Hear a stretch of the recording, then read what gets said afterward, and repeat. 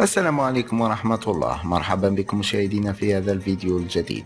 الجزائر تفقد أحد أكبر الأطباء في الجزائر. توفي أمس الأربعاء البروفيسور رشيد بوغربال، الرئيس السابق لمصلحة أمراض القلب بالمؤسسة الاستشفائية المتخصصة الدكتور معوش محمد أمقران، عن عمر يناهز 83 عاما. ويعد البروفيسور بوغربال من أبرز الأسماء في مجال أمراض القلب بالجزائر، وقد شغل منصب عضو بمجلس الأمة. ووجه وزير الصحة عبد الحق ساحي رسالة تعزية إلى عائلة الفقيد، معربا فيها عن خالص التعازي والمواساة، سائلا المولى عز وجل أن يتغمده برحمته ويسكنه فسيح جناته، وأن يلهم ذويه جميل الصبر والسلوان. إنا لله وإنا إليه راجعون.